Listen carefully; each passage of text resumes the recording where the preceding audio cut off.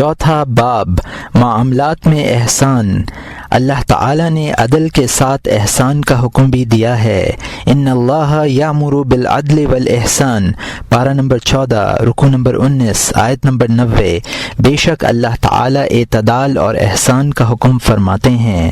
عدل محض نجات کا ذریعہ ہے، ترقی درجات کا وسیلہ نہیں ہے۔ جس طرح تجارت میں نفع نہ ہو، راس المال محفوظ رہ جائے، اسی طرح عدل سے راس المال یعنی ایمان ضائع نہیں ہوتا، البتہ نفع بھی ہاتھ نہیں لگتا۔ احسان آخرت کا نفع ہے۔ دنیا کے معاملات میں اگر کوئی شخص راس المال کی حفاظت پر قناعت کرے اور نفع نہ کمائے تو وہ شخص عقل مند شمار نہیں کیا جاتا۔ یہی آخرت کا حال ہے۔ کوئی شخص نفع یعنی اخروی سعادت حاصل کیے بغیر اپنا اصل سرمایہ بچا لے جائے تو یہی کہا جائے گا کہ اس نے نادانی کا ثبوت دیا ہے۔ اللہ تعالی نے احسان کے سلسلے میں ارشاد فرمایا ہے، احسن کما احسن اللہ الیک، پارہ نمبر 2 رکوع نمبر 11 آیت نمبر 26۔ جس طرح اللہ تعالی نے تیرے ساتھ احسان کیا ہے تو بھی بندوں کے ساتھ احسان کیا کر، ان رحمت اللہ قریب من المحسنین، پارہ نمبر 8 رکوع نمبر 14 آیت نمبر 55۔ بے شک اللہ تعالیٰ کی رحمت نزدیک ہے نیک کام یعنی احسان کرنے والوں سے۔ احسان سے ہماری مراد یہ ہے کہ انسان وہ کام کرے جس سے معاملہ کرنے والے کو نفع ہو۔ ایسا کرنا اس پر واجب نہیں ہے، لیکن اگر کرے تو یہ اس کے حسن سلوک کا مظہر ہوگا۔ احسان استحباب کے درجے میں ہے، جبکہ عدل اور ترک ظلم کا تعلق واجبات سے ہے۔ حسب ذیل 6 امور میں سے کسی ایک امر پر عمل کرنے سے احسان کا درجہ حاصل ہو جاتا ہے۔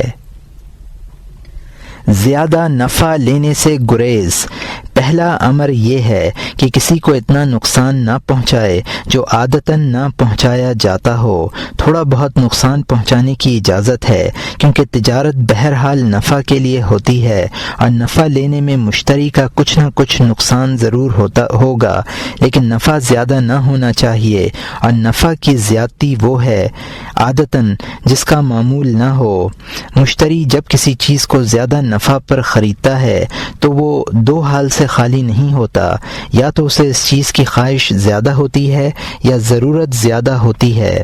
ان دونوں صورتوں میں بائع جانتا ہے کہ مشتری اس کی بتلائی ہوئی قیمت پر ہر حالت میں خریدنے کی کوشش کرے گا۔ اب اگر بائع اسے کم قیمت بتلائے اور اپنے نفع کی زیادتی کے بجائے اس کی خواہش یا ضرورت کی رعایت کرے تو یہ احسان ہے۔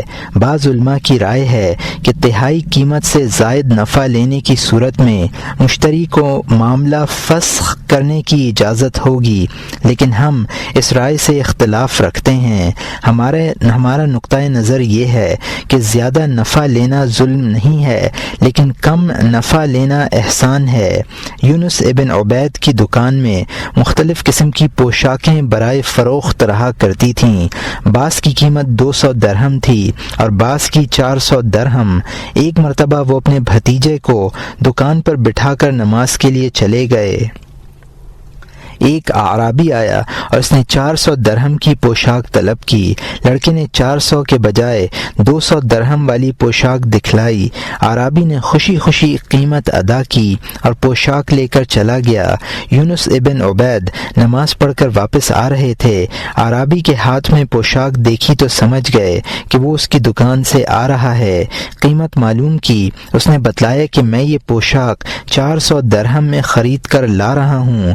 یونس ابن عبید نے کہا کہ اس کی قیمت 200 درہم سے زیادہ نہیں ہے، اس لیے تم واپس جاؤ اور اپنے 200 درہم وصول کرو۔ اعرابی نے کہا، اول تو یہ پوشاک ہمارے شہر میں 500 درہم سے کم کی نہیں ملتی، دوسری بات یہ ہے کہ میں اس قیمت پر راضی ہوں۔ یونس نے کہا، بھائی بحث نہ کرو، میں تمہاری بھلائی کے لیے کہہ رہا ہوں، دین میں خیر خواہی دنیا و ما فیہا سے بہتر ہے۔ بالآخر اس کو دکان پر واپس لے گئے اور 200 درہم واپس کیے۔ بعد میں اپنے بھتیجے کو ڈانٹا کہ تمہیں شرم نہیں آئی؟ زیادہ نفع لیتے ہوئے تم نے اللہ کا خوف محسوس نہیں کیا؟ لڑکے نے کہا چچا جان، اس نے یہ قیمت اپنی مرضی سے دی ہے، میں نے جبر نہیں کیا تھا۔ یونس نے جواب دیا اس کے باوجود تمہیں خیر خواہی کرنی تھی، تمہیں اس کے ساتھ وہی سلوک کرنا چاہیے تھا جو تم خود اپنے لیے پسند کرتے ہو۔ اگر یہ 400 درہم پوشاک کی اصل قیمت چھپا کر لیے جاتے تو یہ ظلم ہوتا۔ ہم اس ظلم کے متعلق پچھلے صفحات میں تفصیلی گفتگو کر چکے ہیں۔ ایک حدیث میں ہے غبن المسترسل حرام، یہ طبرانی کی حدیث ہے جس کو ابو امامہ رضی اللہ عنہ نے روایت کیا ہے، اور بیہقی کی حدیث ہے جسے جابر رضی اللہ عنہ نے روایت کیا ہے۔ جو شخص تم پر اعتماد کرے اسے دھوکہ دینا حرام ہے۔ مطلب یہی ہے کہ کوئی شخص تم سے کوئی چیز خریدے اور اسے پورا اعتماد ہو کہ اس دکان پر میں دھوکہ نہیں کھاؤں گا بلکہ مجھے میری مطلوبہ چیز صحیح قیمت پر ملے گی، تو اس کے اعتماد کو مجروح کرنا بدترین گناہ ہے۔ زبیر ابن عدی رضی اللہ عنہ کہتے ہیں کہ میں نے 18 صحابہ رضوان اللہ علیہم اجمعین ایسے دیکھے ہیں جن کے لیے اپنی سادہ لوحی کی وجہ سے 1 درہم کا گوشت خریدنا بھی مشکل تھا۔ ایسے معصوم اور سیدھے سادے لوگوں کو دھوکہ دینا بہرحال ظلم ہے۔ اگر دھوکہ نہ ہو تو یہ عدل ہے، لیکن احسان نہیں ہے۔ احسان کا سبق حضرت سری سقطی رحمۃ اللہ علیہ کے واقعے سے ملتا ہے کہ انہوں نے 60 دینار میں بادام کی ایک بوری خریدی اور اپنے حساب کے رجسٹر میں اس کا نفع 10 دینار میں نصف دینار کے حساب سے 3 دینار لکھ لیا۔ اچانک بادام گراں ہو گیا اور 60 دینار کی بوری 90 دینار میں ملنے لگی۔ اسی دوران ایک دلال ان کی دکان پر آیا اور بادام کی قیمت معلوم کی۔ سری سقطی نے 63 دینار بتلائی۔ دلال نے کہا اب بادام گراں ہو گیا ہے، بازار میں اس کی قیمت 90 دینار ہے۔ سقطی نے کہا کہ میں نے تو 63 دینار میں بیچنے کا عہد کر رکھا ہے، اس لیے اس سے زیادہ 1 دینار بھی قبول نہ کروں گا۔ دلال نے کہا کہ میں 90 سے کم پر ہرگز نہیں لوں گا، میں نے اللہ تعالی سے یہ عہد کیا ہے کہ کسی مسلمان کو نقصان نہیں پہنچاؤں گا۔ راوی کہتا ہے کہ وہ بادام نہ دلال نے 63 میں خریدے اور نہ سری سقطی رحمۃ اللہ علیہ نے 90 میں فروخت کیے۔ یہ احسان تھا جس کا ثبوت دلال اور سری سقطی رحمۃ اللہ علیہ دونوں دے رہے تھے۔ محمد ابن المنقدر کے پاس کچھ چوغے برائے فروخت تھے، بعض کی قیمت 5 درہم تھی اور بعض کی 10 درہم۔ ایک دن ان کی عدم موجودگی میں غلام نے 5 درہم کی قیمت کا ایک چوغا 10 درہم میں فروخت کر دیا۔ واپس آئے تو غلام کی اس حرکت پر سخت نالاں ہوئے اور اس شخص کی تلاش میں نکل گئے جس نے یہ چوغا خریدا تھا۔ دن بھر کی تلاش کے بعد وہ شخص ہاتھ آیا، صورتحال بیان کی۔ خریدار نے کہا آپ خواہ پریشان ہوتے ہیں، میں نے اتنی قیمت اپنی مرضی سے دی ہے۔ ابن المنقدر رحمۃ اللہ علیہ نے جواب دیا کہ تم تو راضی ہو، لیکن ہم تمہارے لیے وہی بات پسند کریں گے جو ہم اپنے لیے پسند کرتے ہیں، اس لیے اب تم یا تو 10 درہم والا چوغا خریدو یا 5 والا رکھو اور 5 درہم ہم سے واپس لے لو، یا ہمارا چوغا ہمیں لوٹا دو، ہم تمہیں تمہارے درہم واپس کر دیں گے۔ اس نے دوسری صورت قبول کر لی۔ جب ابن المنقدر چلے گئے تو خریدار نے لوگوں سے دریافت کیا کہ یہ بزرگ کون ہیں۔ انہوں نے بتلایا کہ ان کا نام محمد ابن المنقدر ہے۔ خریدار نے کہا لا الہ الا اللہ، یہی وہ لوگ ہیں جن کی بدولت ہمیں قحط سالی میں پانی عطا کیا جاتا ہے۔ غرض یہ کہ احسان یہ ہے کہ جس شہر میں جس چیز پر جتنا نفع لیا جاتا ہو اتنا ہی نفع لے، زیادہ ہرگز نہ لے۔ جو لوگ کم نفع پر قناعت کرتے ہیں ان کی طرف لوگوں کا رجوع زیادہ ہوتا ہے اور مال بھی زیادہ فروخت ہوتا ہے، اسی لیے تجارت میں برکت بھی نظر آتی ہے۔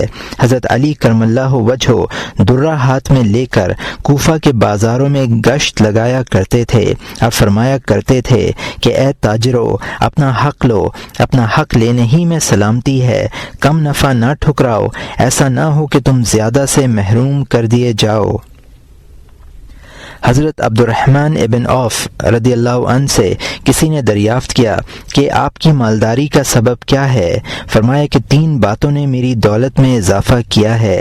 ایک یہ کہ میں نفع کی قلت کی پرواہ نہیں کرتا، اگر کسی چیز پر معمولی نفع بھی ملے تو بیچنے میں تاخیر نہیں کرتا۔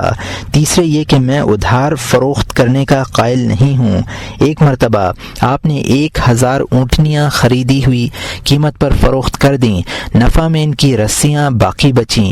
ایک رسی کی قیمت 1 درہم تھی، اس حساب سے 1000 درہم کا نفع ہوا۔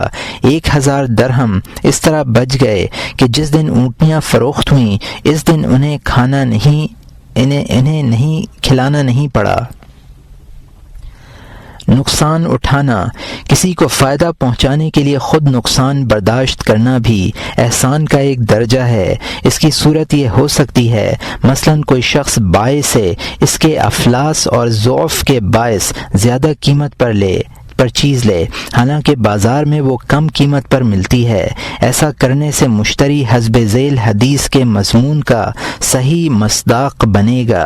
رحم اللہ عبد اسہل البیع وسہل الشرع، اللہ تعالیٰ اس شخص پر رحم فرمائے جو خرید و فروخت میں آسانی پیدا کرے۔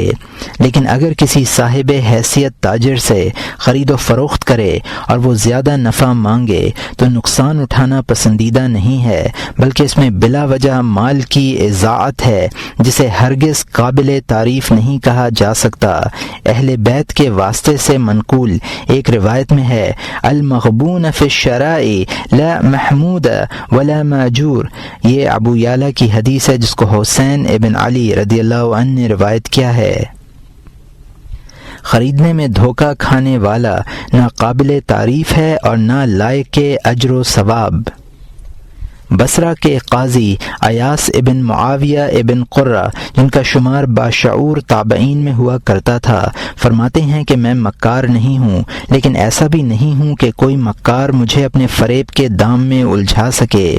ابن سیرین رحمۃ اللہ علیہ بھی میری طرح دھوکے اور نقصان سے محفوظ رہتے ہیں، لیکن حسن بصری اور میرے والد بزرگوار معاویہ ابن قرہ نقصان اٹھا جاتے ہیں۔ کمال دیانت اور ذہانت یہ ہے کہ آدمی نہ خود فریب کھائے اور نہ کسی دوسرے کو فریب دے۔ بعض لوگوں نے حضرت عمر رضی اللہ عنہ کی یہ تعریف کی ہے کہ آپ کی رفت شان کا تقاضا یہ تھا کہ دوسروں کو فریب نہ دیں، اور ذہانت کا تقاضا یہ تھا کہ دوسروں کے فریب میں مبتلا نہ ہوں۔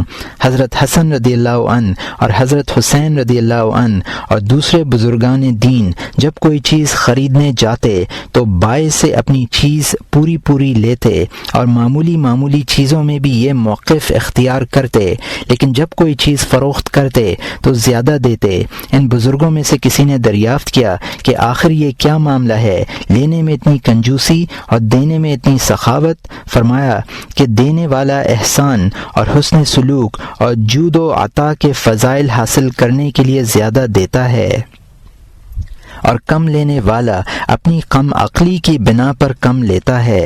ایک بزرگ کہتے ہیں کہ میں اپنی عقل اور بصیرت کو خود فریب دینا پسند کرتا ہوں، لیکن مجھے یہ پسند نہیں کہ کوئی دوسرا شخص مجھے فریب دے۔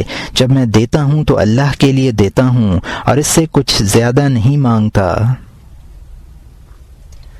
قیمت اور قرض وصول کرنا، مبیع کی قیمت اور قرض وصول کرنے میں بھی احسان کا دامن ہاتھ سے نہ چھوڑنا چاہیے۔ اس سلسلے میں مختلف صورتیں ہیں۔ ایک صورت یہ ہے کہ کچھ رقم معاف کر دے، دوسری صورت یہ ہے کہ مدت میں رعایت دے دے، تیسری صورت یہ ہے کہ کھرے سکوں کے سلسلے میں سہولت دے۔ یہ تمام صورتیں مستحب ہیں، شریعت نے ان امور کی ترغیب دی ہے۔ چنانچہ حدیث شریف میں ہے کہ اللہ تعالیٰ شخص پر رحم فرمائے جو خرید و فروخت میں آسانی اپنائے، قرض دینے میں نرمی اختیار کرے اور قرض کی واپسی کا مطالبہ کرنے میں سہولت برتے۔ ایک حدیث میں ہے اسمح یسمح لک، یہ طبرانی کی حدیث ہے جس کو ابن عباس رضی اللہ عنہ نے روایت کیا ہے، درگزر کر کہ تم بھی درگزر کیے جاؤ گے۔ سرکار دو عالم صلی اللہ علیہ وسلم ارشاد فرماتے ہیں من انظر معصر او ترک له حاسب اللہ حسابا یسیرا، وفی لفظ آخر ذلہ اللہ تحت ذل عرشہ یوم لا ذل الا ذلہ۔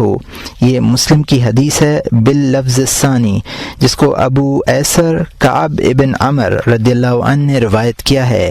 جو شخص کسی تنگ دست کو مہلت دے یا اس کی تنگ دستی کے پیش نظر اپنا قرض معاف کر دے تو قیامت کے روز اس کا بہت ہلکا پھلکا حساب ہوگا۔ دوسرے الفاظ میں ہے اللہ تعالیٰ اسے اپنے عرش کے سائے میں اس دن جگہ دیں گے جس دن اس کے سائے کے علاوہ کوئی سایہ نہ ہوگا۔ ایک مرتبہ سرور کائنات صلی اللہ علیہ وسلم نے ایک ایسے شخص کا ذکر فرمایا جو گناہ گار تھا۔ جب اس کا محاسبہ ہوا تو نامہ اعمال گناہوں سے تر تھا۔ اس سے پوچھا گیا کہ تم نے کبھی کوئی اچھا کام بھی کیا ہے؟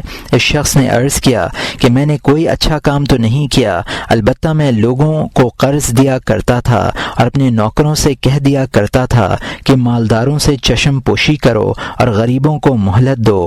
ایک روایت میں یہ الفاظ ہیں کہ غریبوں سے درگزر کرو۔ اللہ تعالی نے ارشاد فرمایا کہ تیری بنسبت یہ باتیں ہمارے زیادہ شایان شان ہیں، چنانچہ اس کی مغفرت کر دی گئی اور تمام گناہ معاف فرما دیے گئے۔ ایک مرتبہ حضرت صلی اللہ علیہ وسلم نے ارشاد فرمایا من انظر معصر کان له مثله كل يوم صدقة ومن انظر بعد اجل کان له مثله فی كل يوم صدقة۔ یہ احمد، حاکم اور ابن ماجہ کی حدیث ہے جس کو برید رضی اللہ عنہ نے روایت کیا ہے۔ جس شخص نے کسی تنگ دست کو مہلت دی تو اسے ہر روز خیرات کا ثواب ملے گا، اور جس شخص نے متعین مدت گزرنے کے بعد مہلت دی اسے قرض کے برابر صدقے کا ثواب ملے گا۔ روایات میں آپ کا یہ ارشاد بھی نقل کیا گیا ہے رأیت علی باب الجنہ مکتوب الصدقہ بعشر امثالها والقرض ب18۔ یہ ابن ماجہ کی حدیث ہے جس کو انس رضی اللہ عنہ نے روایت کیا ہے۔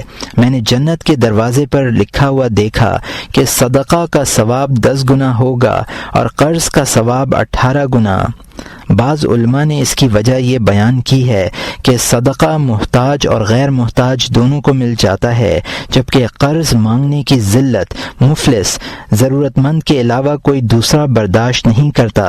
حضرت صلی اللہ علیہ وسلم نے ایک شخص کو قرض کی واپسی کا مطالبہ کرنے میں حد سے تجاوز کرتے ہوئے دیکھا تو آپ نے قرض خواہ کو اشارہ کیا کہ وہ آدھا قرض معاف کر دے۔ اس نے حکم کی تعمیل کی۔ اس کے بعد آپ نے مقروض سے کہا کہ اب وہ جائے اور فوری طور پر باقی ماندہ قرض ادا کرنے کی کوشش کرے۔ وہ شخص بھی صاحب قرض کی طرح ہے جو کسی کے ہاتھ کوئی چیز فروخت کرنے کے بعد اس کی قیمت وصول کرنے میں تقاضا نہ کرے۔ روایت میں ہے حضرت حسن بصری نے 400 درہم میں خچر فروخت کیا۔ جب بیع مکمل ہو گئی اور مشتری کے ذمے قیمت واجب ہو گئی تو اس نے رعایت کی درخواست کی۔ حسن بصری رحمۃ اللہ علیہ نے 100 درہم کم کر دیے۔ اس نے پھر کہا کہ یہ تو رعایت ہے، اب آپ احسان فرمائیے۔ آپ نے 100 درہم اور کم کر دیے۔ اس نے پھر کہا کہ یہ تو رعایت ہے، اب آپ احسان فرمائیے۔ آپ نے 100 درہم اور کم کر دیے اور 200 درہم لے لیے۔ کسی نے عرض کیا آپ نے ابھی قیمت کم کرنے میں حد کر دی، کہاں 400 درہم اور کہاں اس قیمت کا نصف؟ فرمایا کہ احسان ہو تو اتنا ہو ورنہ نہ ہو۔ ایک حدیث میں ہے خذ حق فی کفاف وعفاف وعفا او غیر وافا یحاسبک اللہ حسابا یسیرا۔ یہ ابن ماجہ کی حدیث ہے جس کو ابو ہریرہ رضی اللہ عنہ نے روایت کیا ہے۔ اپنا حق حد کے اندر رہتے ہوئے پاک دامنی کے ساتھ وصول کرو، چاہے وہ پورا ہو یا نہ ہو، اللہ تعالیٰ تم سے ہلکا پھلکا حساب لیں گے۔ قرض ادا کرنے میں احسان۔ قرض ادا کرنے میں احسان کی صورت یہ ہے کہ اس کے آداب کی رعایت کی جائے، مثلا یہ کہ صاحب قرض کے پاس خود جائے اور اس کا قرض ادا کرے، یہ نہ ہو کہ اسے آنے کی زحمت دے۔ سرکار دو عالم صلی اللہ علیہ وسلم ارشاد فرماتے ہیں خیرکم احسنکم قضا، یہ بخاری و مسلم کی حدیث ہے جس کو ابو ہریرہ رضی اللہ عنہ نے روایت کیا ہے، تم میں سے بہتر شخص وہ ہے جو قرض ادا کرنے میں اچھا ہو۔ قرض ادا کرنے پر قدرت حاصل ہو جانے کے بعد ادائیگی میں عجلت کرنی چاہیے، اگر موقع ہو تو وقت سے پہلے ادا کر دینا مستحسن ہے، جس طرح کا مال دینے کی شرط لگائی گئی ہو اس سے اچھا دینا چاہیے۔ اگر کسی وجہ سے بروقت انتظام نہ ہو سکے تو دینے کی نیت ضرور رکھے۔ سرکار دو عالم صلی اللہ علیہ وسلم کا ارشاد ہے ما من عبد كانت له نیت فی اداء دینہ الا كان معه مع اللہ من اللہ عون وحافظ، یہ احمد کی حدیث ہے جس کو عائشہ رضی اللہ عنہا نے روایت کیا ہے، جس شخص کی نیت قرض ادا کرنے کی ہو اس کے ساتھ اللہ تعالی کی جانب سے ایک مددگار اور ایک محافظ ہوتا ہے۔ بعض بزرگان دین اس حدیث کی بنا پر بلا ضرورت بھی قرض لے لیا کرتے تھے۔ اگر صاحب حق اپنا حق مانگنے کے لیے سخت سست بھی کہے تو نبی اکرم صلی اللہ علیہ وسلم کی سنت مبارکہ پر عمل پیرا ہوتے ہوئے اس کی ہر بات گوارا کرے اور سختی کے جواب میں نرمی سے پیش آئے۔ روایات میں ہے کہ ایک قرض خواہ متعین مدت گزر جانے کے بعد اپنا قرض مانگنے کے لیے آیا، آپ اس وقت تک قرض ادا نہ فرما سکے تھے، اس نے سخت الفاظ کے ساتھ اپنے حق کا مطالبہ کیا۔ بعض صحابہ کرام کو اس کا رویہ ناپسند آیا اور یہ ارادہ کیا کہ اسے تنبیہ کریں، لیکن حضرت صلی اللہ علیہ وسلم نے فرمایا دعوہ فإن لصاحب الحق مقالہ، یہ بخاری و مسلم کی حدیث ہے جس کو ابو ہریرہ رضی اللہ عنہ نے روایت کیا ہے، جانے دو صاحب حق اسی طرح کہا کرتا ہے۔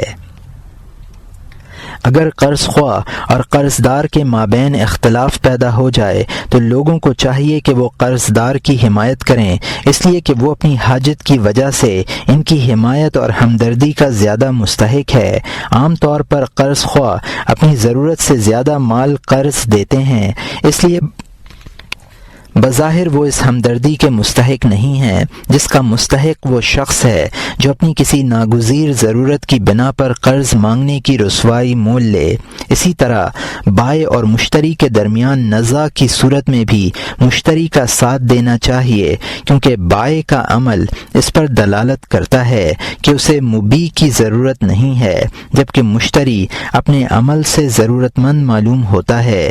ہاں اگر مقروض اور مشتری قرض اور قیمت ادا کرنے میں حد سے تجاوز کر جائیں تو اب ان کے ساتھ ہمدردی کا تقاضا یہ ہے کہ انہیں ان کے ظلم سے روکا جائے اور مظلوم کی اعانت کی جائے۔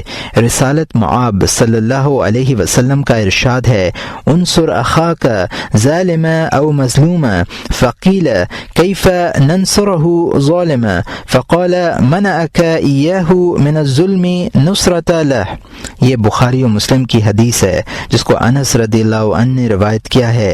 اپنے بھائی کی مدد کرو خواہ وہ ظالم ہو یا مظلوم ہو۔ عرض کیا گیا یا رسول اللہ بھائی اگر ظالم ہو تو اس کی مدد کیسے کریں؟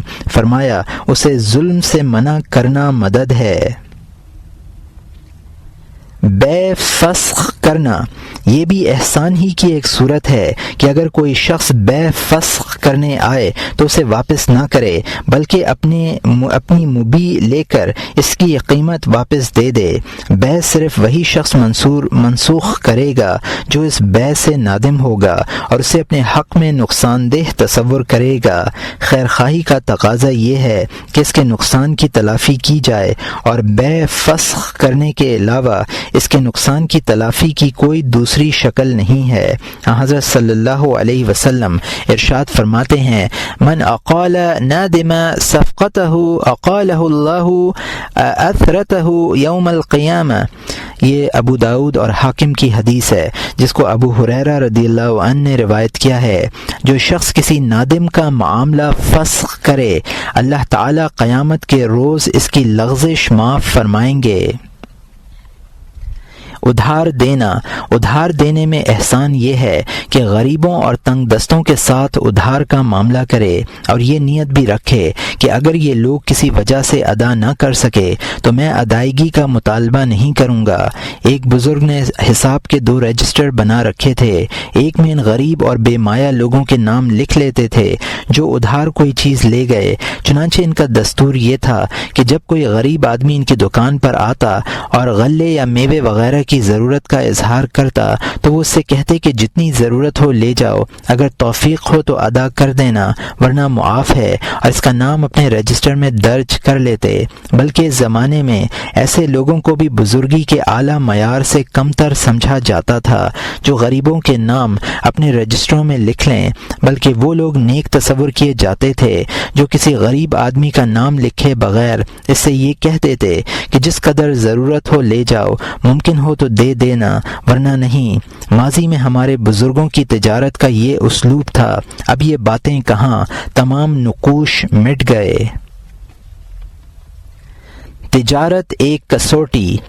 مردوں کے حق میں تجارت ایک کسوٹی ہے، انہیں جانچنے اور پرکھنے کا ایک معیار ہے۔ ایک شاعر کہتا ہے لا یغرنک من المرء قمیص رقع او ازار فوق کعب الساک منہ رفع او جبین لاح فیہ اترا قد خلع ولد الدرہم فانظر غیر او ورع۔ ترجمہ: آدمی کی قمیض میں لگے ہوئے پیوند سے یا پنڈلی تک اٹھے ہوئے پاجامے سے یا پیشانی کے نشان سے دھوکے میں مت آنا جب تک مال کے سلسلے میں اس کی گمراہی یا تقوی کا امتحان نہ لے لو۔ اسی لیے یہ کہا گیا ہے کہ اگر کسی شخص کی حضر میں اس کے پڑوسی، سفر میں اس کے رفقائے سفر اور بازاروں میں اس کے ساتھ معاملہ کرنے والے تعریف کریں تو اس کی نیکی میں شبہ مت کرو۔ کسی معاملے میں حضرت عمر رضی اللہ عنہ کے سامنے ایک گواہ پیش ہوا، آپ نے اس سے فرمایا کہ کسی ایسے شخص کو لے آؤ جو تمہیں جانتا ہو۔ چنانچہ وہ ایک شخص کو ساتھ لے کر آیا، اس نے گواہ مذکورہ کی بہت زیادہ تعریف کی۔ حضرت عمر رضی اللہ عنہ نے اس شخص سے دریافت کیا کیا تم اس کے قریب ترین پڑوسی ہو اور اس کے گھر اور باہر کے حالات سے واقف ہو؟ اس نے عرض کیا نہیں، میں اس کا پڑوسی نہیں ہوں۔ آپ نے دریافت فرمایا کیا تم اس کے رفیق سفر رہ چکے ہو؟ سفر ہی میں حسن اخلاق اور بدخلقی کا صحیح اور مکمل علم ہوتا ہے۔ اس نے عرض کیا نہیں، میں نے اس کے ساتھ کبھی سفر نہیں کیا۔ اس کے بعد آپ نے یہ پوچھا کہ تم نے اس کے ساتھ خرید و فروخت کے معاملات کیے ہیں؟ دینار و درہم بھی کسی شخص کو جانچنے کا بہترین معیار ہیں۔ اس شخص نے اس کی بھی نفی کی۔ آپ نے فرمایا کہ میرا خیال یہ ہے کہ تم نے اس شخص کو مسجد میں نماز پڑھتے ہوئے، قرآن کریم کی تلاوت کرتے ہوئے اور باری تعالیٰ کا ذکر کرتے ہوئے دیکھا ہے۔ اس نے کہا جی ہاں یہی بات ہے۔ فرمایا واپس جاؤ، تم اس سے اچھی طرح واقف نہیں ہو۔ اس کے بعد گواہ سے کہا کہ وہ کسی دوسرے شخص کو بلا کر لائے۔ 5واں باب، تجارت میں دین کا خوف۔ تاجر کے لیے مناسب نہیں کہ وہ معاش میں مشغول ہو کر معاد سے غافل ہو جائے، اپنی عمر ضائع کرے اور آخرت کے سلسلے میں نقصان اٹھائے۔ آخرت کے نقصان کی تلافی دنیا کی قیمتی سے قیمتی چیز بھی نہیں کر سکتی۔ وہ شخص جو دنیا کی خاطر آخرت کو فراموش کر دے، دنیا کی ناپائیدار زندگی کو آخرت کی ابدی زندگی کے عوض خریدنے والے کی طرح ہے۔ عقل مند وہ ہے جو اپنی زندگی کے ساتھ رحم اور شفقت کا معاملہ کرے، یعنی وہ اپنا راس المال دین اور اس سے حاصل ہونے والی منفعت اعمال کی حفاظت کرے۔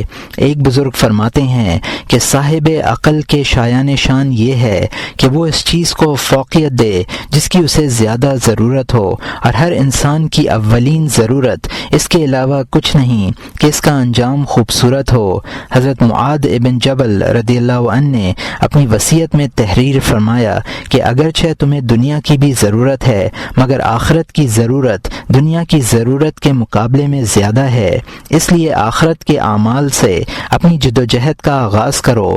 آخرت حاصل کر لو گے تو دنیا خود بخود تمہارے قدموں میں سمٹ آئے گی۔ اللہ تعالیٰ کا ارشاد ہے وَلَا تنسى نصیبک من الدنیا، پارہ نمبر 20 رکوع نمبر 11 آیت نمبر 26، اور دنیا سے اپنا حصہ فراموش مت کر، یعنی دنیا میں سے اپنی آخرت کا حصہ مت فراموش کرو، اس لیے کہ دنیا آخرت کی کھیتی ہے، اور جو کچھ ہم یہاں کماتے ہیں اس کا بدلہ آخرت میں دیا جائے گا۔ تجارت پیشہ لوگ حسب ذیل 6 امور کی رعایت سے اپنے دین کی حفاظت کر سکتے ہیں۔ نیت کی اصلاح، تجارت شروع کرنے سے پہلے نیت اور عقیدے کی اصلاح بہت ضروری ہے۔ نیت کے سلسلے میں تاجر کو چاہیے کہ وہ تجارت کو ذریعہ فخر و مباحات نہ سمجھے، بلکہ یہ نیت کرے میں لوگوں کے سامنے دست سوال دراز کرنے سے بچنے کے لیے، حلال رزق کی خاطر، مال کے ذریعے دین پر استقامت حاصل کرنے کے لیے اور بیوی بچوں کے حقوق کی ادائیگی کے لیے تجارت کر رہا ہوں۔ مسلمانوں کے لیے خیر خواہی کی نیت بھی رکھے اور تمام انسانوں کے لیے وہی چیز پسند کرے جو اپنے لیے پسند کرتا ہو، اور ہر معاملے میں احسان، عدل اور احسان کے تقاضوں کی تکمیل کرے۔ بازار میں اس کی حیثیت امر بالمعروف اور نہی عن المنکر کا فرض ادا کرنے والے کی ہونی چاہیے۔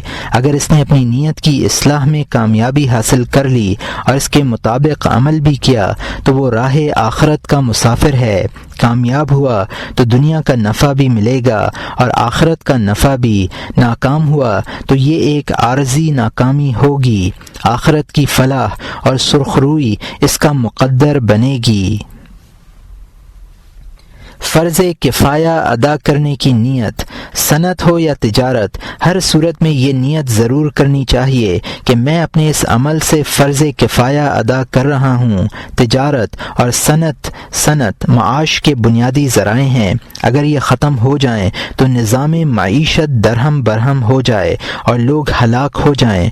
دنیا کا نظام باہمی تعاون سے چلتا ہے، ہر فریق کی الگ ذمہ داری ہے۔ اگر سب ایک ہی پیشے میں لگ جائیں یا ایک ہی طرح کی تجارت اختیار کر لیں تو باقی تجارتیں اور پیشے سب فنا ہو جائیں گے اور لوگ بھی ہلاکت کا نشانہ بنیں گے۔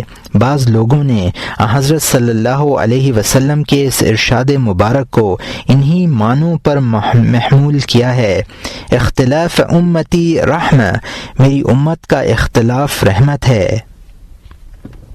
بسبیل تذکرہ ہم یہ بات بھی عرض کر دیں کہ بعض صنعتیں نہایت ضروری اور مفید ہیں اور بعض ایسی ہیں کہ ان سے محض آرام طلبی اور دنیاوی زیب و زینت مقصود ہوتی ہے۔ اس لیے انسان کو چاہیے کہ وہ کسی ایسی صنعت میں لگے جس میں مسلمانوں کا فائدہ ہو اور جو دینی نقطۂ نظر سے بھی اہم ہو۔ نقش کاری، زرگری اور چونا اور کج وغیرہ سے عمارتوں کو پختہ بنانے کے پیشے کو بعض متدین لوگوں نے مکروہ قرار دیا ہے۔ اسی طرح لہو و لعب کے ان حالات کی صنعت بھی اختیار نہ کرنی چاہیے جن کا استعمال کرنا حرام ہے۔ مردوں کے لیے ریشم کے قبا سینہ اور سونے کی زیورات گھڑنے کا حکم بھی یہی ہے، کیونکہ مردوں کے لیے ریشم اور زیورات کا استعمال جائز نہیں ہے۔ اسی لیے ہم ایسے زیورات پر جو مردوں کے لیے بنائے گئے ہوں زکوٰۃ کو واجب کہتے ہیں، حالانکہ ہمارے نزدیک زیورات پر زکوٰۃ نہیں ہے اگر انہیں عورتوں کے لیے بنایا جائے۔ یہ بات ہم پہلے بیان کر چکے ہیں کہ غلے اور کفن کی بیع مکروہ ہے، کیونکہ غلہ فروش کو قیمت کی گرانی کا انتظار رہتا ہے اور کفن فروش کو لوگوں کی موت کی جستجو رہتی ہے۔ قصائی کا پیشہ بھی مکروہ ہے کیونکہ اس سے دلوں میں قساوت اور سختی پیدا ہو جاتی ہے۔ ناپاکی کے ساتھ مسلسل اختلاط کی بنا پر پاخانہ اٹھانے کا پیشہ بھی پسندیدہ نہیں ہے۔ ابن سیرین نے دلالی کو اور حضرت قتادہ رضی اللہ عنہ نے دلال کی اجرت کو مکروہ قرار دیا ہے۔ غالباً اس کراہت کی وجہ یہ ہے کہ دلال عام طور پر جھوٹ اور فریب سے محفوظ نہیں رہتے اور کسی بھی چیز کی ترویج کے لیے حد سے زیادہ مبالغہ آمیز تعریف کرنے پر مجبور ہیں۔ اس پیشے میں ایک خرابی یہ ہے کہ کام کی کوئی حد یا مقدار متعین نہیں ہے۔ بعض اوقات زیادہ کام کرنا پڑتا ہے اور بعض اوقات کم۔ پھر اجرت کا معاملہ کام کی نوعیت پر موقوف نہیں ہے بلکہ فروخت شدہ چیز کی قیمت پر پر موقوف ہے، اگر وہ اچھی رقم پر فروخت ہوئی ہے تو اجرت زیادہ مل جائے گی۔ عرف عام میں اسے کمیشن کہتے ہیں۔ یہ ایک طرح کا ظلم ہے۔ اجرت کی تعیین میں کام کی مقدار ملحوظ رہنی چاہیے۔ بعض لوگوں کے نزدیک جانوروں کی تجارت بھی کراہت سے خالی نہیں ہے۔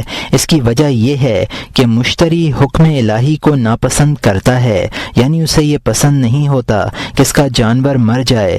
صرافی بھی مکروہ ہے، اس لیے کہ اس پیشے میں سود کی باریکیوں سے بچنا دشوار ہے، اور بعض ایسی چیزوں کی صفات تلاش کرنی پڑتی ہیں جن کی ذات مقصود نہیں ہوتی بلکہ ان کی ترویج مقصود ہوتی ہے۔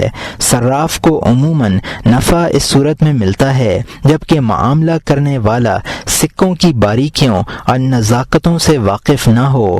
صراف کا احتیاط کے باوجود سلامت رہنا مشکل ہے۔ صراف وغیرہ کے لیے صحیح و سالم سکوں کو توڑنا یا گلانا بھی مکروہ ہے۔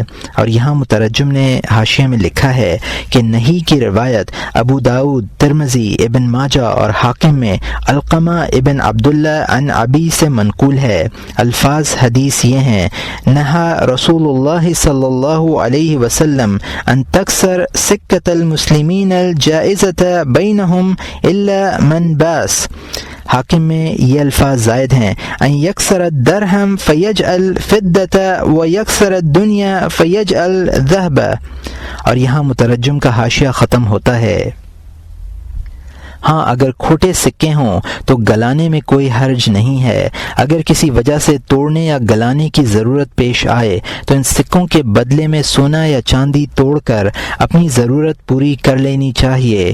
کپڑے کی تجارت مستحب ہے۔ حضرت سعید ابن المسیب رضی اللہ عنہ فرماتے ہیں کہ کپڑے کی تجارت سے زیادہ مجھے کوئی دوسری تجارت پسند نہیں ہے، لیکن شرط یہ ہے کہ تجارت میں قسمیں نہ ہوں۔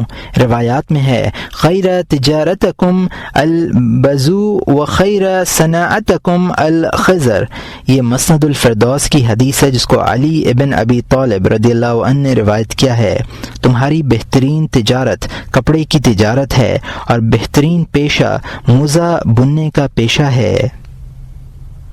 ایک حدیث میں ہے: لو اتجر اہل الجنہ لا تجروا فی البزو ولو تجر اہل النار لا تجروا فی الصرف۔ یہ مسند الفردوس کی حدیث ہے جس کو ابو سعید رضی اللہ عنہ نے روایت کیا ہے۔ اگر اہل جنت تجارت کریں تو کپڑے کی تجارت کریں، اور اہل دوزخ یہ مشغلہ اپنائیں تو صرافی کی تجارت کریں۔ ماضی کے بزرگان دین عموماً حسب ذیل 10 ذرائع آمدنی میں سے کوئی ایک ذریعہ اختیار کر لیتے تھے: موزے بنانا، تجارت، بار برداری، سینہ پرونا، جوتا بنانا، کپڑے دھونا، لوہے کا کام کرنا، سوت کاٹنا، بحر و بر میں شکار کرنا اور کتابت کرنا۔ عبد الوہاب وراق کہتے ہیں کہ مجھ سے امام احمد ابن حنبل رحمۃ اللہ علیہ نے دریافت کیا کہ تمہارا پیشہ کیا ہے؟ میں نے عرض کیا کہ میں کتابت کرتا ہوں۔ فرمایا کتابت بہترین پیشہ ہے، اگر میں بھی اپنے ہاتھ سے کام کرتا تو یہی پیشہ اختیار کرتا۔ پھر فرمایا کہ جب لکھو تو نہ بہت زیادہ خفی لکھو اور نہ بہت زیادہ جلی، بلکہ متوسط قلم ہونا چاہیے۔ دونوں طرف حاشیہ چھوڑو اور اجزاء کی پشت پر کچھ مت لکھو۔ 4 طرح کے پیشہ ور لوگوں میں کم عقل مشہور ہیں: جولاہے، روئی دھننے والے، سوت کاٹنے والے اور بچوں کو پڑھانے والے۔ اس کی وجہ غالباً یہ ہے کہ اس طرح کے پیشے رکھنے والے عموماً عورتوں اور بچوں سے میل جول رکھتے ہیں، اور یہ قاعدہ ہے کہ جس طرح عقل مندوں کی صحبت عقل میں اضافہ کرتی ہے، اسی طرح بے وقوفوں کی ہم نشینی سے عقل میں ضعف پیدا ہوتا ہے۔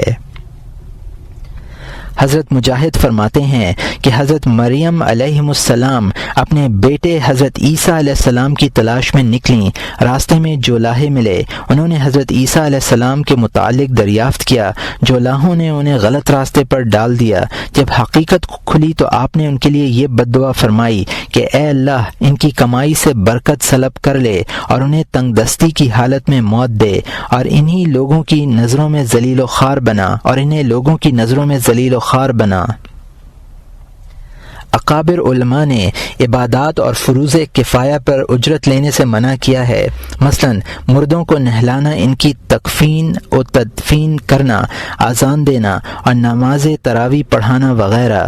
قرآن کریم اور شریعت کی تعلیم پر اجرت لینا بھی پسندیدہ نہیں ہے، کیونکہ ان اعمال کا حق یہی ہے کہ ان کے ذریعے آخرت کی تجارت کی جائے۔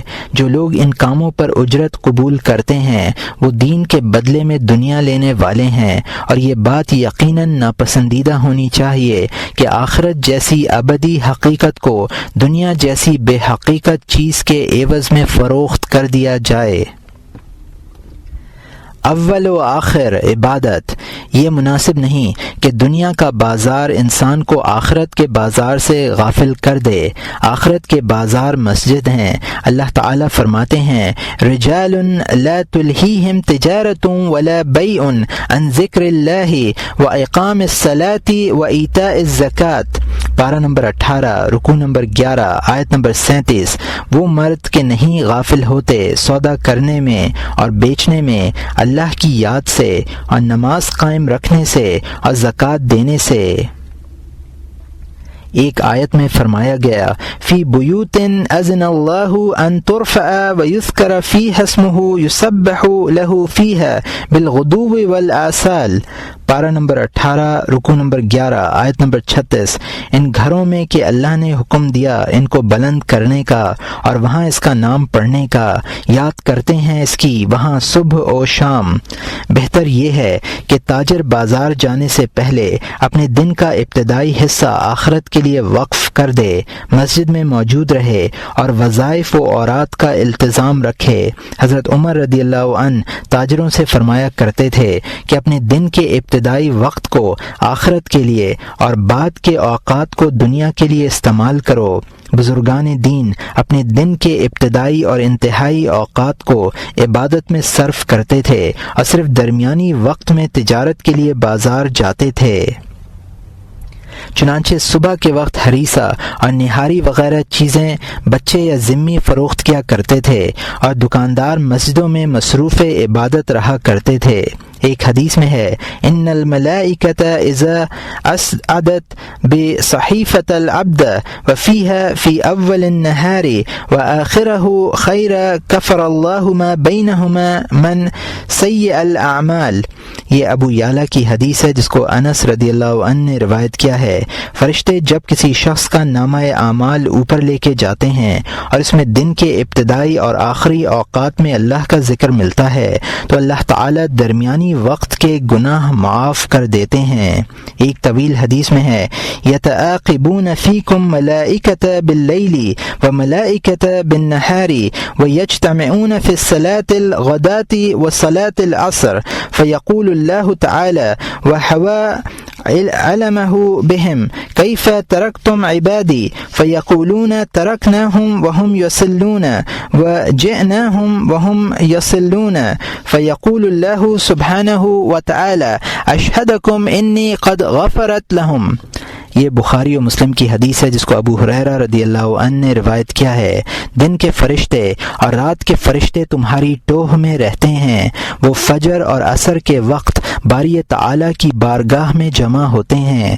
اللہ تعالیٰ ان سے دریافت فرماتے ہیں حالانکہ وہ اپنے بندوں کے حالات سے زیادہ باخبر ہیں کہ تم نے میرے بندوں کو کس حالت میں چھوڑا۔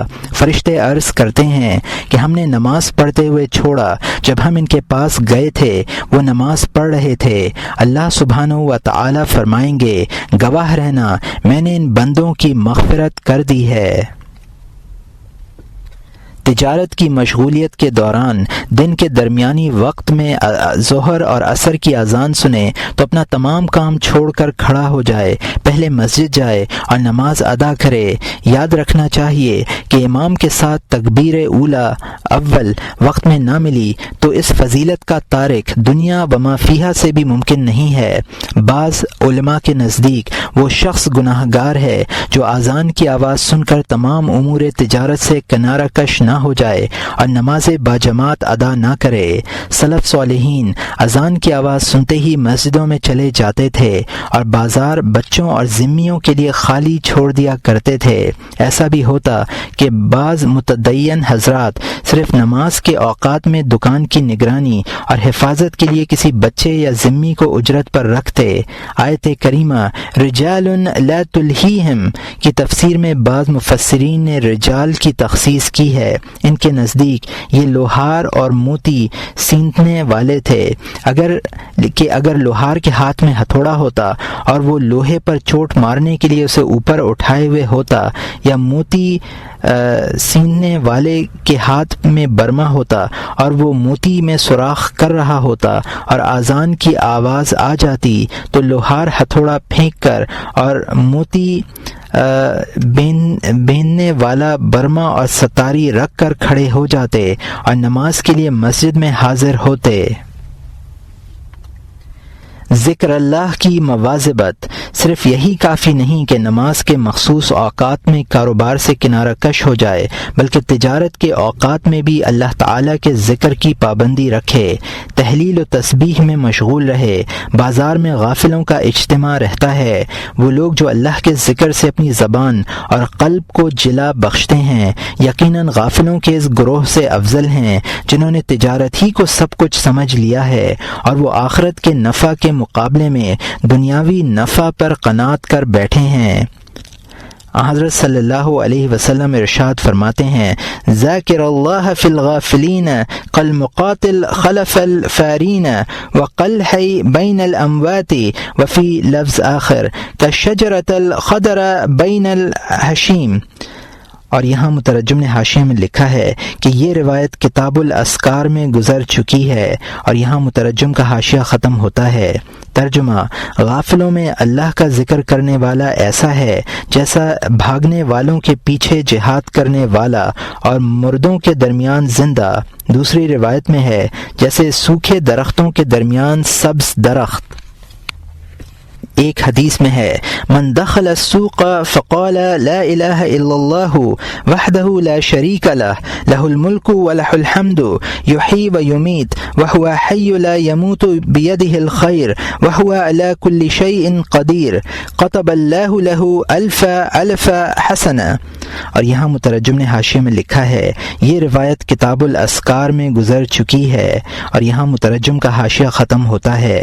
ترجمہ: جو شخص بازار جائے اور یہ الفاظ کہے اللہ کے سوا کوئی معبود نہیں ہے، اس کا کوئی شریک نہیں ہے، اس کے لیے تمام تعریفیں ہیں، وہ زندہ ہے مرتا نہیں ہے، اس کے ہاتھ میں تمام خیر ہے اور وہ ہر چیز پر قادر ہے، تو اس کے لیے اللہ تعالی 10 لاکھ نیکیاں لکھیں گے۔ حضرت عبداللہ ابن عمر رضی اللہ عنہ، سالم ابن عبداللہ اور محمد ابن واسع وغیرہ حضرات صرف اسی ذکر کی فضیلت حاصل کرنے کے لیے بازار تشریف لے جایا کرتے تھے۔ حضرت حسن بصری رحمۃ اللہ علیہ فرماتے ہیں کہ بازار میں اللہ تعالیٰ کا ذکر کرنے والا قیامت کے روز اس حال میں آئے گا کہ اس کا چہرہ چاند کی طرح دمکتا ہوا ہوگا اور اس کی حجت آفتاب کی طرح روشن اور عیاں ہوگی، اور جو شخص بازار میں استغفار کرے گا اس کے لیے اہل بازار کی تعداد کے مطابق مغفرت لکھی جائے گی۔ حضرت عمر رضی اللہ عنہ جب بازار میں داخل ہوتے تو یہ دعا پڑھتے اللہم انی اعوذ بک من الکفر والفسوق ومن شر ما احاطت به السوق اللہم انی اعوذ بک من یمین فاجرۃ وصفقۃ خاسرہ۔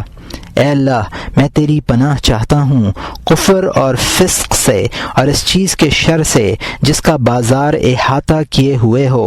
اے اللہ میں تیری پناہ چاہتا ہوں جھوٹی قسم اور نقصان دہ معاملے سے۔ ابو جعفر فرغانی کہتے ہیں کہ ہم حضرت جنید بغدادی رحمۃ اللہ علیہ کی خدمت میں حاضر تھے۔ مجلس میں ایسے لوگوں کا ذکر ہوا جو صوفیہ کی مشابہت اختیار کرنے کے لیے مسجدوں میں بیٹھتے ہیں اور مسجدوں کے حقوق کی ادائیگی سے عاجز و درماندہ ہیں اور بازار میں جانے والوں کو برا سمجھتے ہیں۔ جنید رحمۃ اللہ علیہ نے فرمایا کہ بہت سے بازار میں آمد و رفت رکھنے والے ایسے بھی ہیں کہ اگر مسجدوں میں چلے جائیں تو ان مصنوعی صوفیوں کے کان پکڑ کر باہر کر دیں اور خود ان کی جگہ بیٹھ جائیں۔ میں ایک ایسے شخص سے ذاتی طور پر واقف ہوں جو بازار جاتا ہے اور ہر روز 300 رکعتیں اور 30,000 تسبیحات پڑھنا اس کا معمول ہے۔ ابو جعفر فرغانی رحمۃ اللہ علیہ فرماتے ہیں کہ اس موقع پر میرے دل میں یہ خیال آیا کہ جنید رحمۃ اللہ علیہ نے غالباً یہ اپنا حال بیان کیا ہے۔ بہرحال یہ ان لوگوں کا طریقہ تھا جو دنیاوی امور میں کفایت کی طلب کے لیے تجارت کیا کرتے تھے، نہ کہ عیش و عشرت کے لیے۔ جو شخص اس مقصد کے پیش نظر دنیا کا طالب ہوگا کہ اس سے آخرت پر مدد ہوتی ہے تو وہ ہرگز آخرت کی منفعت پر دنیا کی منفعت کو ترجیح نہیں دے گا۔ اس سلسلے میں بازار، مسجد اور گھر سب کا ایک ہی حکم ہے اور نجات کا واحد ذریعہ تقویٰ ہے۔ سرکار دو عالم صلی اللہ علیہ وسلم ارشاد فرماتے ہیں اتق اللہ حیث کنت۔ یہ ترمذی کی حدیث ہے جس کو ابو ذر رضی اللہ عنہ نے روایت کیا ہے، جہاں بھی ہو اللہ سے ڈرو۔ تقویٰ ان لوگوں کا شعار ہے جنہوں نے اپنی زندگی کو دین کے لیے وقف کر دیا ہے۔ کوئی بھی حالت کیوں نہ ہو وہ تقویٰ کو اپنا وظیفہ حیات سمجھتے ہیں۔ اسی وظیفے کی ادائیگی میں ان کی زندگی کا لطف ہے۔ وہ اپنی تجارت اور منفعت سب کچھ تقویٰ ہی میں سمجھتے ہیں۔ عربوں کی ایک مثل مشہور ہے، من احب الآخرہ عاش ومن احب الدنیا طاش والاحمق یغدو ویروح فی اللاش والعاقل عن عیوب نفسہ فتاش۔ جو شخص آخرت سے محبت رکھتا ہے وہ عیش کرتا ہے، اور جو دنیا سے محبت رکھتا ہے وہ ناسمجھی کرتا ہے۔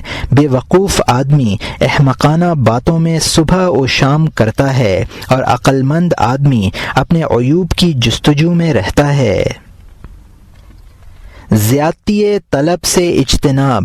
دیندار تاجر کو چاہیے کہ وہ تجارت اور بازار کے معاملات میں زیادہ حرص و ہوس کا مظاہرہ نہ کرے، مثلا یہ کہ بازار میں سب سے پہلے پہنچ جائے اور سب سے آخر میں واپس آئے، یا تجارتی مقاصد کے لیے سمندری سفر کرے۔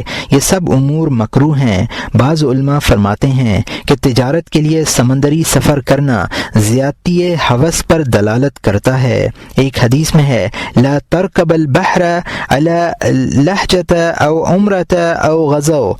یہ ابو داود کی حدیث ہے جس کو عبداللہ ابن عمر رضی اللہ عنہ نے روایت کیا ہے۔ حج، عمرہ اور جہاد کے علاوہ کسی اور مقصد کے لیے سمندر کا سفر مت کرو۔ حضرت عبداللہ ابن عامر ابن العاص رضی اللہ عنہ فرماتے ہیں کہ بازار میں پہلے جانے والوں اور آخر میں آنے والوں میں سے مت ہو، اس لیے کہ بازار شیطان کا گھر ہے اور وہاں اپنے انڈے بچے دیتا ہے۔ معاذ ابن جبل رضی اللہ عنہ اور ابن عمر رضی اللہ عنہ سے مروی ہے کہ شیطان اپنے لڑکے ذوالنبور سے کہتا ہے کہ تو اپنا لشکر لے کر بازاروں میں جا اور وہاں حکومت کر۔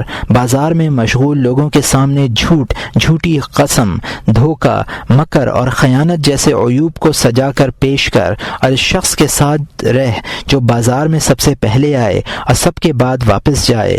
ایک حدیث میں ہے شر البقاء الا سواق وشر اہلها اولم دخولا واخرهم خروجا۔ یہ طبرانی کی حدیث ہے جس کو ام عبداللہ رضی اللہ عنہا نے روایت کیا ہے۔ جگہوں میں بدترین جگہ بازار ہے، اور اہل بازار میں سے بدترین شخص وہ ہے جو سب سے پہلے بازار میں جائے اور سب کے آخر میں بازار سے نکلے۔ زیادتی طلب سے اجتناب کی صرف ایک ہی صورت ہے، اور وہ یہ ہے کہ آدمی اپنے اخراجات کی مقدار متعین کر لے اور یہ عزم کر لے کہ جب اسے اخراجات کے بقدر مال حاصل ہو جائے گا تو وہ بازار سے چلا جائے گا۔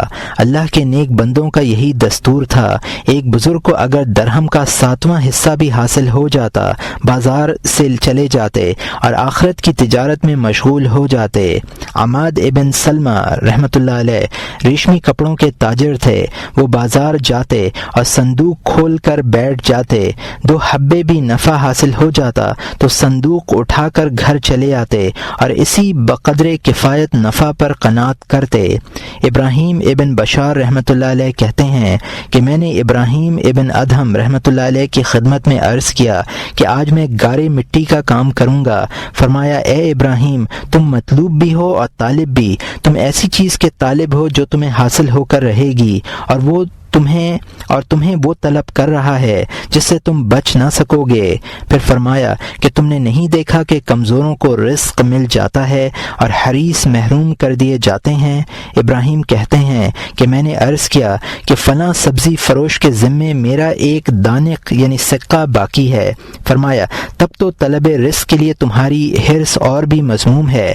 ماضی میں کچھ نیک نفوس ایسے بھی تھے جنہوں نے حلال رزق کمانے کے لیے ظہر بعد یا عصر بعد کا وقت متعین کر رکھا تھا۔ بعض لوگ ہفتے میں 1 یا 2 روز کام کر کے ضرورت کے بقدر کما لیا کرتے تھے۔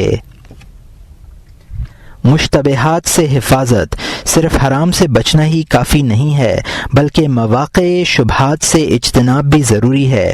اس سلسلے میں فتاوی اور علماء کی آراء کو حجت بنانے کے بجائے مبتلا کو چاہیے کہ وہ اپنے دل سے فتویٰ لے۔ اگر دل میں کسی قسم کی خلش اور کراہت کا احساس ہو تو اس کام سے اجتناب کرے۔ مواقع شبہات سے بچنے کا بہترین طریقہ یہ ہے کہ جب اس کے پاس کوئی مال یا سامان وغیرہ آئے تو لوگوں سے اس کے متعلق دریافت کر لے۔ اگر دریافت نہ کیا تو مشتبہ مال استعمال کرے گا۔ سرکار دو عالم صلی اللہ علیہ وسلم کی خدمت میں دودھ پیش کیا گیا تو آپ نے لوگوں سے دریافت کیا کہ تمہارے پاس یہ دودھ کہاں سے آیا ہے؟ کسی نے عرض کیا یا رسول اللہ بکریوں کے تھنوں سے۔ فرمایا وہ بکری کہاں سے آئی تھی جس کا یہ دودھ ہے؟ عرض کیا گیا کہ بکری فلاں جگہ سے آئی تھی۔ اس سوال و جواب کے بعد آپ نے دودھ پیا اور لوگوں سے ارشاد فرمایا ان معاشر الانبیاء امرنا ان لا تاکل الا طیبا ولا نعمل الا صالحا۔ یہ طبرانی کی حدیث ہے جس کو ام عبداللہ رضی اللہ عنہا نے روایت کیا ہے۔ ہم انبیاء کے گروہ کو یہ حکم دیا گیا ہے کہ حلال کے علاوہ کچھ نہ کھائیں اور نیک کام کے علاوہ کچھ نہ کریں۔ اس حکم کا تعلق صرف انبیاء کرام کی جماعت ہی سے نہیں ہے بلکہ اس حدیث شریف کی روح سے تمام مسلمانوں کے لیے بھی یہی حکم ہے۔ فرمایا ان اللہ تعالی امر المؤمنین بما امر بہ المرسلین۔ یہ مسلم کی حدیث ہے جس کو ابو ہریرہ رضی اللہ عنہ نے روایت کیا ہے۔ اللہ تعالی نے مسلمانوں کو بھی وہی حکم دیا ہے جو انبیاء کو دیا ہے۔ اس کی تفصیل کے لیے حسب ذیل 2 آیتیں ملاحظہ کیجیے۔ پہلی آیت سے عام مومنین کو خطاب ہے اور دوسری آیت کے مخاطب انبیاء کرام ہیں۔ یا ایھا الذین آمنوا کلوا من طیبات ما رزقناکم، پارہ نمبر 2 رکوع نمبر 5 آیت نمبر 172۔ اے ایمان والو، شرع کی روح سے جو پاک چیزیں ہم نے تم کو مرحمت فرمائی ہیں ان میں سے جو چاہو کھاؤ۔ یا ایھا الرسل کلوا من الطیبات اعملوا صالحا، پارہ نمبر 18 رکوع نمبر 4 آیت نمبر 51۔ اے پیغمبر تم اور تمہاری امتیں نفیس چیزیں کھاؤ اور نیک کام کرو۔ دودھ کے واقعے میں حضرت صلی اللہ علیہ وآلہ وسلم نے دودھ کی اصل بکری کے متعلق دریافت فرمایا کہ وہ کہاں سے آئی، کس کی ہے۔ اس کے علاوہ کوئی اور بات دریافت نہیں فرمائی کیونکہ اس سے زیادہ میں دشواری ہے۔ حلال و حرام کی بحث میں ہم بتلائیں گے کہ کن کن مواقع میں سوال کرنا ضروری ہے اور کہاں غیر ضروری ہے۔ حضرت صلی اللہ علیہ وسلم ہر اس چیز کے متعلق جو آپ کی خدمت میں لائی جاتی تھی سوال نہیں فرمایا کرتے تھے بلکہ خاص چیزوں میں اور خاص مواقع پر دریافت حال کے لیے اس طرح کے سوالات کر لیا کرتے تھے۔ آپ کے اس معمول سے پتہ چلتا ہے کہ ہر جگہ سوال کرنا اور تحقیق کرنا ضروری نہیں ہے۔ تاجر کے لیے ضروری ہے کہ وہ معاملے کے دوسرے فریق کے متعلق یہ معلومات کر لے کہ وہ ظالم، خائن، چور یا سود خور تو نہیں ہے۔ اگر ایسا ہو تو اس شخص سے ہرگز معاملہ نہ کرے، لشکریوں سے بھی معاملہ نہ کرے۔ عموماً یہ لوگ لوٹ مار کرتے ہیں اور لوٹا ہوا مال فروخت کر دیتے ہیں۔ اس طرح کے لوگوں سے معاملہ کرنا ظلم، چوری، خیانت، سود خوری اور لوٹ مار پر ان کی اعانت کے مترادف ہے۔ ایک بزرگ کا قصہ ہے کہ انہیں کسی سرحد پر دیوار تعمیر کرنے کی ملازمت ملی۔ انہیں یہ ملازمت قبول کرنے میں کچھ تردد ہوا، اگرچہ یہ کار خیر تھا، بلکہ یہ بھی کہا جا سکتا ہے کہ اسے اسلامی فریضے کی حیثیت حاصل تھی، لیکن کیونکہ جس امیر نے اس ملازمت پر ان کا تقرر کیا تھا وہ ظالم تھا، اس لیے انہیں تردد ہوا اور وہ مشورے کے لیے حضرت سفیان ثوری رحمۃ اللہ علیہ کی خدمت میں پہنچے۔ سفیان ثوری رحمۃ اللہ علیہ نے فرمایا کہ تمہیں ان ظالموں کی نہ کم پر مدد کرنی چاہیے اور نہ زیادہ پر۔ سائل نے عرض کیا کہ یہ کام مسلمانوں کے مفاد میں ہے اور اللہ کے لیے ہے۔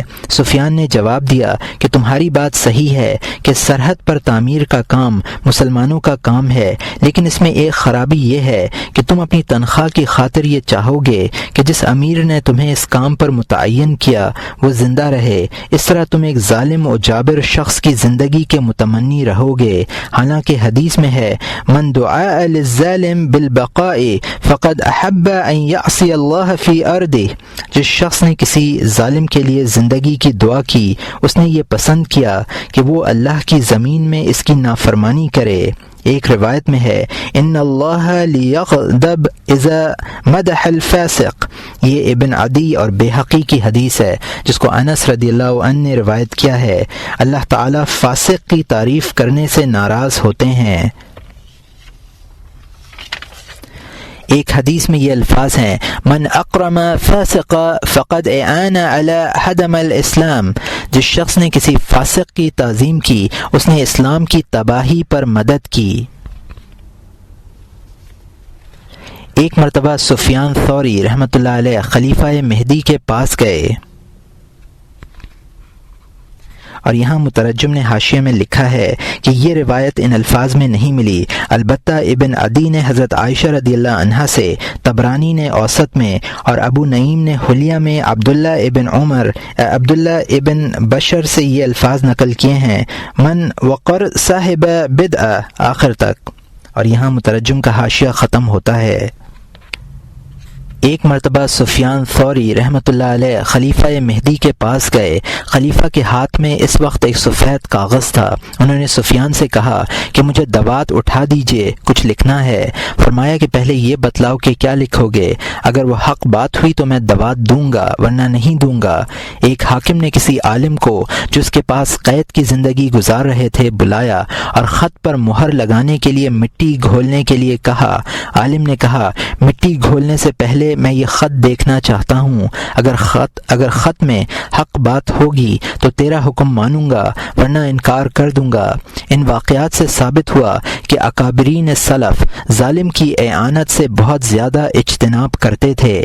معاملات میں اعانت علی الظلم کے زیادہ امکانات ہیں، اس لیے دیندار تاجروں کو احتیاط کی زیادہ ضرورت ہے۔ ایک بزرگ فرماتے ہیں کہ ایک زمانہ ایسا تھا کہ آدمی بازار جاتا اور کسی تردد کے بغیر جس سے چاہتا معاملہ کر لیتا، سب لوگ متقی، دیندار اور احتیاط پسند تھے۔ پھر ایک زمانہ ایسا آیا کہ لوگ کسی ایک شخص کے متعلق بتلا دیتے کہ اس سے معاملہ مت کرنا اور جس سے چاہے معاملہ کر لینا۔